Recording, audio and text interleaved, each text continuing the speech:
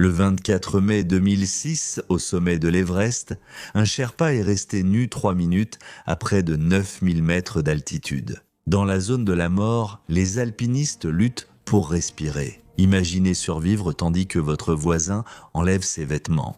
Et Lakpa Tarkey Sherpa, âgé de 25 ans, a enlevé toutes ses couches. Veste, bottes, pantalons, tout a disparu.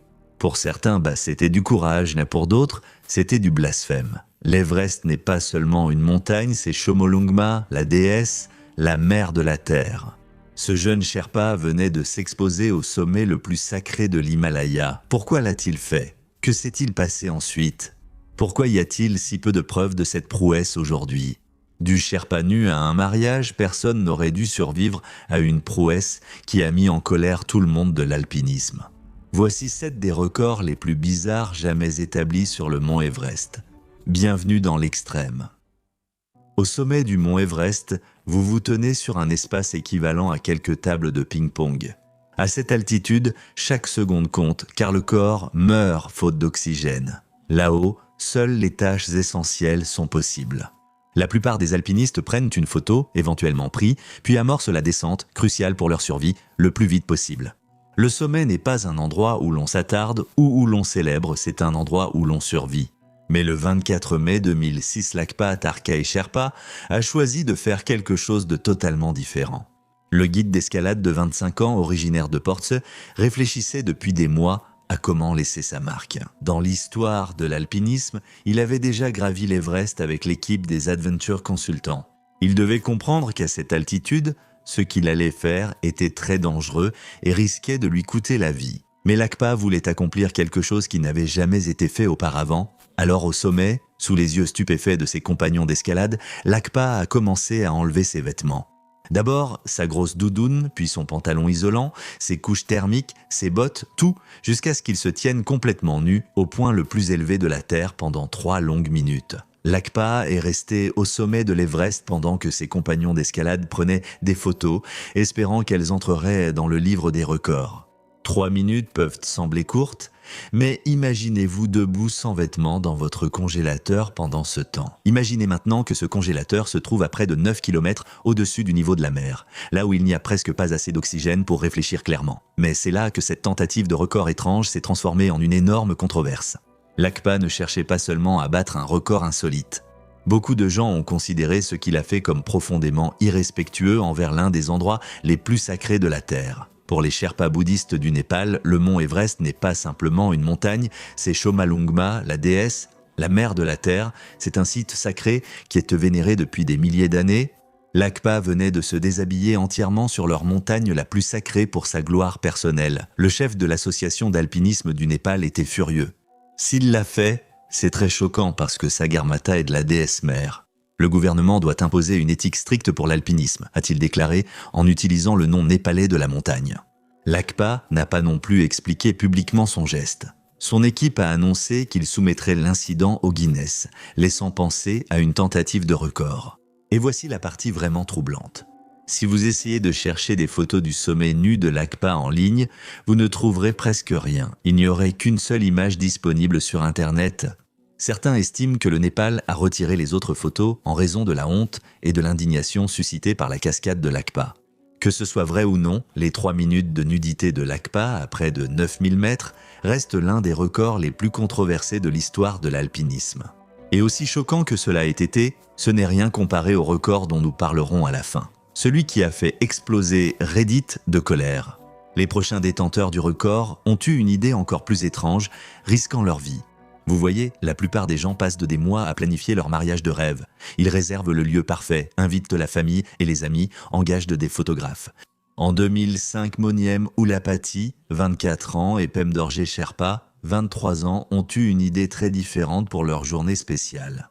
Ces 2 jeunes Népalais grimpaient ensemble depuis des semaines, luttant à travers la cascade de glace du Khumbu, combattant le mal d'altitude, poussant leur corps à la limite absolue. Arrivés au sommet le 30 mai, ils avaient un objectif précis, observé par leurs compagnons d'escalade. Sous le choc, Moni et Pem ont retiré leurs masques et tâtonné avec des guirlandes de fleurs en plastique, avec des mains engourdies par le froid et tremblantes à cause du manque d'oxygène. Pem a voulu mettre la poudre rouge Saint d'Or sur le front de Moni, mais ses mains tremblaient trop pour contrôler ses gestes. Puis, à 8848 mètres d'altitude, ils ont célébré une cérémonie de mariage traditionnelle népalaise. Ce n'était pas une longue cérémonie romantique. Tout a duré à peine 10 minutes parce que, on ne peut pas vraiment avoir un long mariage quand on est dans la zone de la mort. Chaque seconde passée au sommet augmente vos chances de ne jamais redescendre. Votre cœur travaille déjà trop pour vous maintenir en vie. Et vous lui demandez maintenant de fonctionner sans l'oxygène qui vous évite de vous évanouir. Durant ces 10 minutes, Moni et Pem furent le premier couple à se marier au sommet du monde sans que les autres alpinistes sachent ce qui se passait. Imaginez que vous venez d'achever l'ascension de votre vie. Vous êtes épuisé, à peine capable de penser clairement à cause du manque d'oxygène. Et soudain, les deux personnes à côté de vous commencent une cérémonie de mariage. Les autres alpinistes pensaient sûrement halluciner à cause du mal des montagnes. Mais ce mariage au sommet avait une signification profonde, rendant ce risque justifié. Vous voyez, Moni était issu de la communauté Niwar et Pem était un Sherpa, un couple inhabituel dans le système de caste rigide du Népal. Dans la société népalaise, les mariages ont généralement lieu au sein du même groupe social, arrangé par des familles qui se connaissent depuis des générations. Le mariage d'une femme Niwar avec un homme Sherpa suscitait déjà controverses, conflits familiaux et ostracisme social. Leur mariage sur l'Everest voulait prouver que l'amour dépasse les barrières sociales, notamment par notre union interraciale. Nous voulions aussi transmettre le message que la caste et la race ne sont pas des barrières lorsqu'il s'agit de mariage. Pem a dit plus tard qu'ils risquaient littéralement leur vie pour prouver que leur amour était plus fort que des siècles de tradition sociale. À l'annonce de la nouvelle après leur descente, la réaction fut mitigée. Certains ont salué leur courage, d'autres ont moins apprécié l'utilisation de la montagne sacrée comme coup de publicité. Pour les jeunes couples faisant face à des barrières de caste au Népal, Moni et Pem ont prouvé que l'amour pouvait conquérir la plus haute montagne de la Terre. Les responsables de l'alpinisme à Katmandou affirment n'avoir jamais entendu parler d'un mariage au sommet de l'Everest. Et franchement, qui cherchera à battre ce record ? Trouver de la concurrence n'est pas facile, mais aussi étrange qu'un mariage au sommet d'une montagne puisse sembler, au moins, il a été fait avec amour et respect. Notre prochain détenteur de record envisageait une cérémonie bien différente. Lorsque Ratnesh Pandey, âgé de 31 ans, a atteint le sommet du mont Everest le 21 mai 2016, il avait une mission très précise. La plupart des alpinistes célèbrent leur sommet par un cri de victoire, une prière, ou simplement un immense soulagement d'avoir survécu à l'ascension. Mais Ratnesh avait prévu autre chose, un plan qui a failli lui coûter la vie lors de sa première tentative. Petit détour dans ce train du chaos. Pour rejoindre la communauté extrême, accéder en avant-première à nos vidéos et participer à des sondages exclusifs. Rendez-vous sur Patreon, à bientôt. Debout, à 8848 mètres, aux premières heures du matin, cet alpiniste du Madhya Pradesh, en Inde, s'est redressé et a commencé à chanter. Et ce n'était pas n'importe quelle chanson. Il a chanté l'hymne national indien Jana Gana Mana, devenant la première personne à interpréter un hymne national complet au sommet du monde. Imaginez comme cela a dû paraître irréel aux autres alpinistes. Vous êtes sur un sommet grand comme quelques tables de ping-pong. Le vent hurle autour de vous, la température est bien en dessous de zéro et vous êtes entouré d'autres alpinistes épuisés qui peuvent à peine reprendre leur souffle, encore moins parler en phrases complètes. Et au milieu de tout cela, ce gars se met à chanter à tue-tête l'hymne national indien. J'ai déjà gravi un 4000 mètres au Colorado et vu un alpiniste en kilt jouer Amazing Grace à la cornemuse, c'était fou. Mais là, c'est un autre niveau. Pendant plus d'une minute, en respirant de l'oxygène supplémentaire entre les couplets, Ratnesh a offert une performance patriotique complète au sommet du monde. Sa voix tremblait sûrement à cause du froid et de l'air raréfié. Mais il a chanté chaque ligne de Jana Gana Mana tandis que ses compagnons d'escalade observaient, stupéfaits, cette performance patriotique extrême. Voici ce qui rend cette histoire encore plus incroyable. C'était la deuxième tentative de Ratnesh, la première ayant failli lui coûter la vie. En 2015, il était à 22 000 pieds quand le séisme dévastateur du Népal a frappé. Le séisme de magnitude 7,8 a provoqué de grandes avalanches, tuant 21 alpinistes sur l'Everest et bloquant des centaines d'autres. Ratnesh était coincé sur la montagne dans des conditions mortelles, nécessitant un sauvetage pendant que des corps étaient encore sortis des décombres. La plupart des gens prendraient cela comme un signe de l'univers pour trouver un passe-temps plus sûr. Le traumatisme, à lui seul, suffirait à éloigner la plupart des alpinistes de l'Everest pour toujours, mais pas Ratnesh. Au lieu de se décourager, il s'est montré plus déterminé. L'année suivante, il s'est entraîné plus dur, a collecté des fonds et s'est préparé pour une nouvelle tentative. L'homme était obsédé par le désir de chanter l'hymne national de l'Inde au sommet du monde. Il a même contracté des prêts d'une valeur de plus de 15 lakhs de roupies, soit environ 22 000 euros, pour financer son retour à l'Everest. Réfléchissez-y un instant. Cet homme a emprunté plus que ce que gagnent la plupart en un an, somme qu'il doit rembourser, qu'il survive à l'ascension ou non. De plus, il pourrait chanter l'hymne national de son pays au point le plus élevé de la Terre. Plus tard, lorsque Ratnesh a été interrogé sur cette expérience, il a dit que chanter l'hymne lui avait apporté un sentiment de paix et la force dont il avait besoin pour la descente dangereuse, redescendre. Pour lui, c'était un moment spirituel, une manière d'honorer son pays depuis l'endroit le plus proche du ciel. Vous pouvez trouver cela inspirant ou étrange, mais il faut saluer la détermination. Qui d'autre planifie une expédition à l'Everest autour d'une performance musicale ? Mais aussi fou que cela puisse paraître de planifier votre ascension de l'Everest autour d'une performance musicale, nos prochains détenteurs de records ont affronté un défi encore plus impossible. Être un jumeau identique signifie que vous faites tout ensemble, vous partagez le même anniversaire, souvent les mêmes centres d'intérêt, parfois même les mêmes vêtements. Mais en 2013, les sœurs de 21 ans Tashi et Nungshi Malik, originaires d'Inde, ont décidé de porter le lien gémellaire à un tout autre niveau. Le 19 mai 2013, ces jumelles identiques ont tenté quelque chose qui n'avait jamais été fait auparavant, quelque chose qui nécessiterait une coordination parfaite. Dans le lieu le plus dangereux du monde, où une erreur de l'une des sœurs peut les tuer, regardez maintenant, la plupart des équipes d'alpinisme se séparent lors des tentatives de sommet pour des raisons de sécurité. Les grimpeurs plus rapides passent devant pour éviter d'avoir froid en attendant, tandis que les grimpeurs plus lents prennent leur temps pour éviter l'épuisement en altitude. Maladie. La zone de la mort n'est pas un lieu où attendre son partenaire d'escalade. Mais ces sœurs jumelles avaient un plan différent. Elles allaient tenter quelque chose qui semble simple, mais qui est en réalité incroyablement difficile à accomplir. Elles prévoyaient de rester ensemble durant toute l'ascension, gardant le même rythme dans la zone la plus dangereuse de la montagne, appelée zone de la mort. Pense à ce que cela signifie réellement à 8000 mètres d'altitude. Ton corps est littéralement en train de mourir à chaque pas. Ton cœur bat à tout rompre, tes poumons cherchent désespérément un air qui existe à peine, et chaque instant donne l'impression d'être sous l'eau. La plupart des gens sont tellement concentrés sur le fait de simplement avancer un pied devant l'autre qu'ils ne peuvent penser à rien d'autre. Pourtant, ces jumeaux devaient tout coordonner. Le reste arrête leur consommation d'oxygène. Quand manger, quand boire, même quand changer d'équipement. Si une sœur avançait trop vite, l'autre risquait de prendre du retard et d'attraper une hypothermie en restant immobile, surtout si elle avait le mal de l'altitude et devait se reposer. Elles ont dû s'arrêter dans la zone de la mort, où chaque minute réduit leur chance de survivre. Leur voyage vers l'Everest a aussi été difficile. Ces sœurs ont affronté une forte opposition dans leur culture patriarcale, où l'on disait que l'alpinisme était réservé aux garçons et trop risqué pour les filles. Même leur propre mère a refusé pendant 4 ans avant de finalement donner sa permission.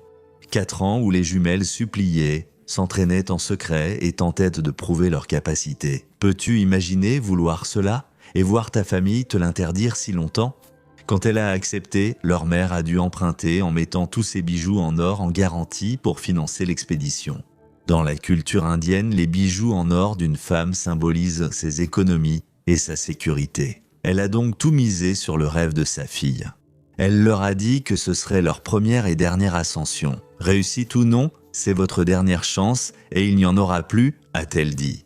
Mais avant de partir pour l'Everest, les jumelles avaient déjà d'autres projets. Elles ont laissé une lettre cachée chez leurs parents au cas où elles ne reviendraient pas.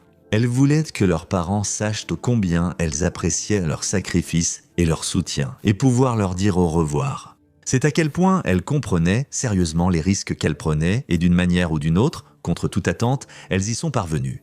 Le 19 mai 2013, Tashi et Nungshi Malik sont devenues les premières jumelles à atteindre ensemble le sommet de l'Everest, avec une coordination parfaite lors de cette ascension périlleuse. On peut se demander ce que les autres alpinistes ont ressenti ce jour-là. Épuisés, peinant à penser à cause du manque d'oxygène, vous voyez soudain 2 femmes identiques prendre des photos ensemble. On pourrait croire que l'altitude fait voir double, Mais ces jumelles ont prouvé qu'avec la même détermination, on peut conquérir même la plus haute montagne du monde. Après leur exploit historique, les jumelles ont poursuivi en réalisant les 7 sommets, le point culminant de chaque continent. Elles ont même skié jusqu'au pôle Nord et au pôle Sud. Devenant l'une des plus jeunes à réaliser le grand chelem de l'explorateur, leur première et dernière ascension ont lancé une carrière d'aventure aux records mondiaux.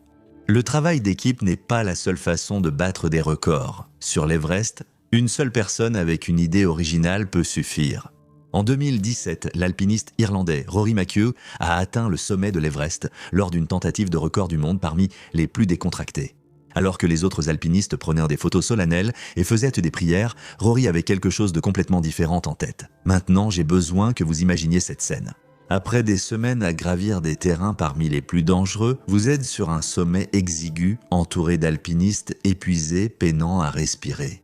Le vent hurle autour de vous à une vitesse qui pourrait vous faire tomber, et la température est largement en dessous de 0. La plupart, à ce moment, luttent juste pour rester debout et prendre quelques photos avant que leurs doigts ne s'engourdissent, et comptent les secondes jusqu'à ce qu'ils puissent entamer la descente où leur vie est en jeu. Votre cerveau est tellement privé d'oxygène que des tâches simples comme utiliser un appareil photo deviennent extrêmement difficiles.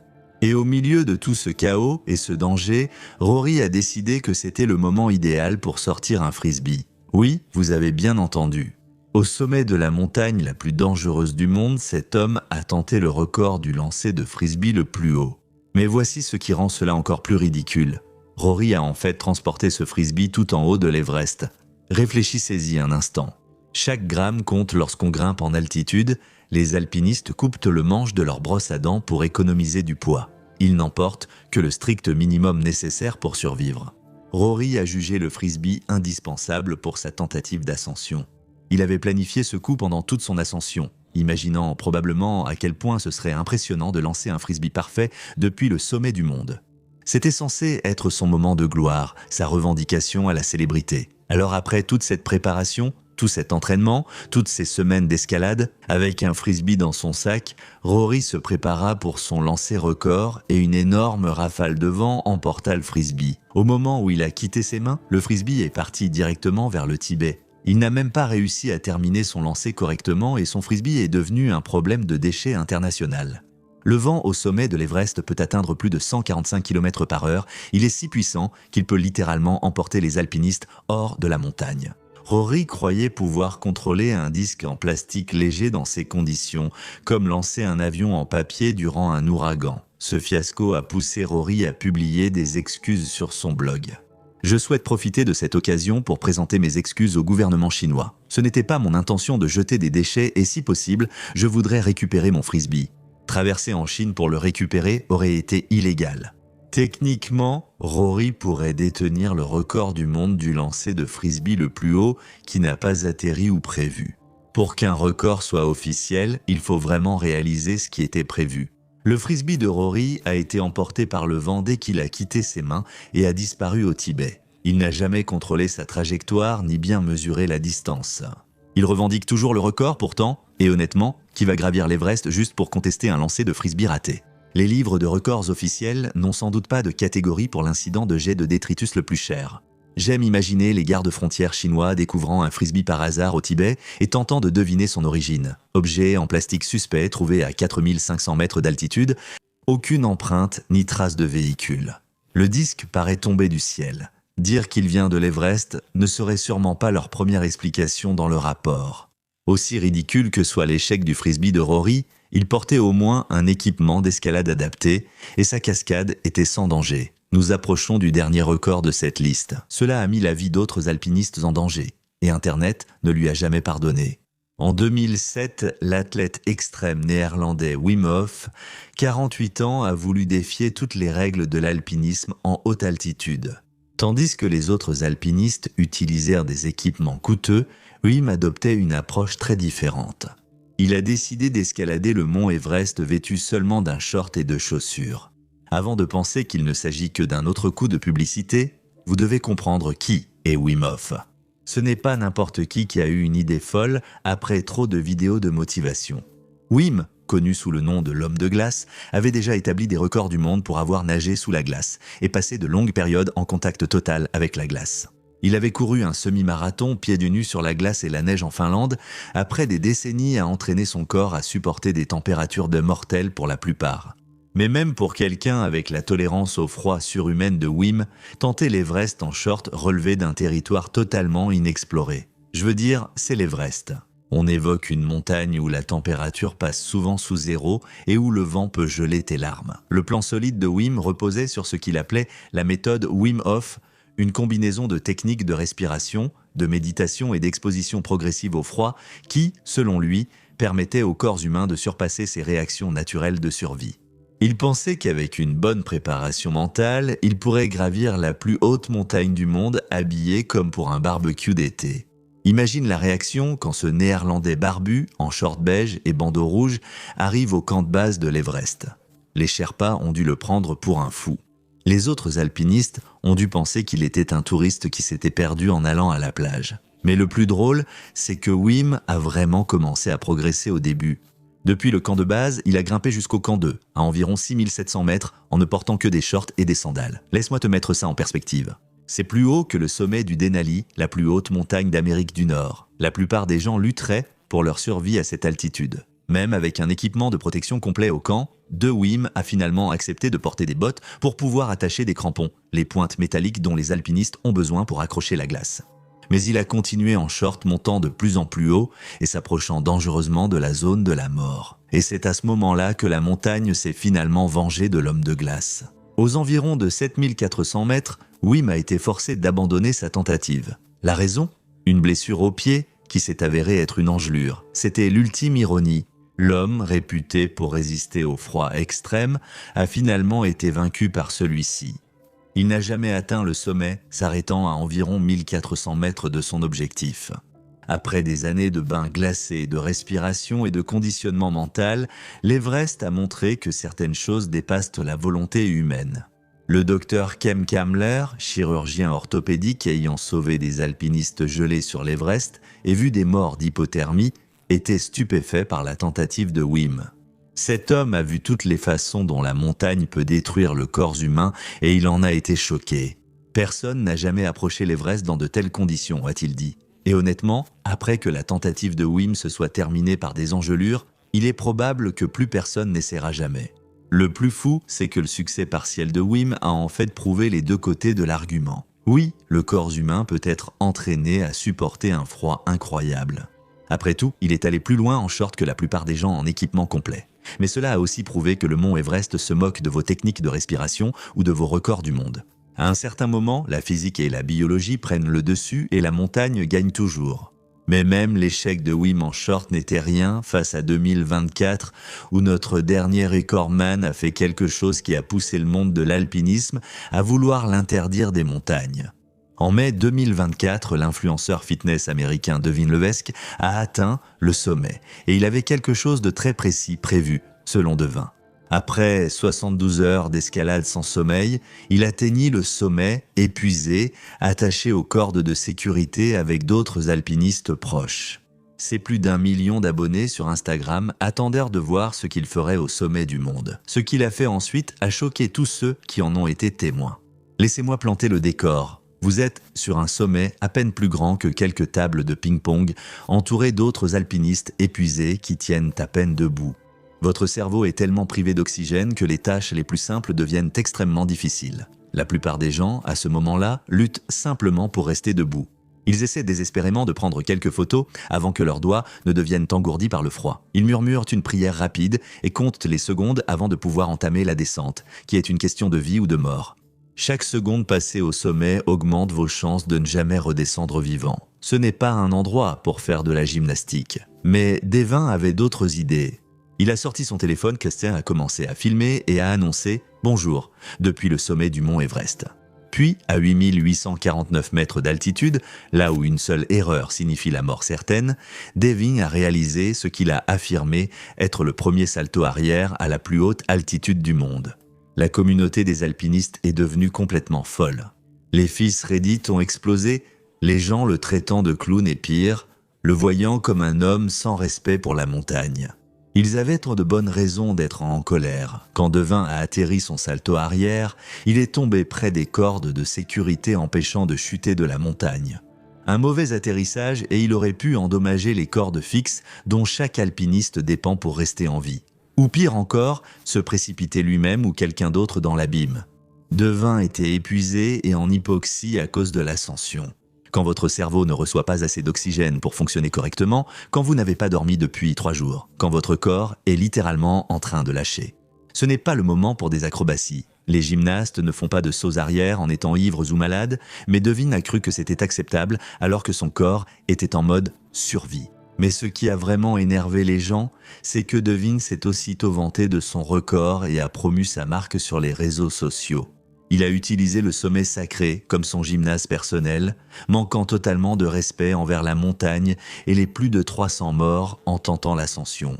En quelques heures, il relayait son exploit sur toutes ses plateformes, transformant un moment de recueillement en publicité sur les réseaux sociaux. La réaction a été si forte que des publications spécialisées, des forums d'alpinisme et même des non-grimpeurs ont condamné ce coup d'éclat. Beaucoup ont demandé qu'il soit banni des futures expéditions, pour de nombreux passionnés d'alpinisme. C'était exactement ce qui ne va pas avec l'Everest moderne. Des gens qui le considèrent comme un décor pour les réseaux sociaux au lieu de le respecter comme l'un des endroits les plus dangereux de la planète. Que vous trouviez cela impressionnant ou irresponsable, une chose est certaine. Le salto arrière de Devin Levesque est devenu le record le plus détesté de l'histoire de l'Everest, suscitant des débats sur la culture des réseaux sociaux, la sécurité et le respect de la montagne. Merci d'avoir regardé. À la prochaine vidéo, restez audacieux et vivez avec courage.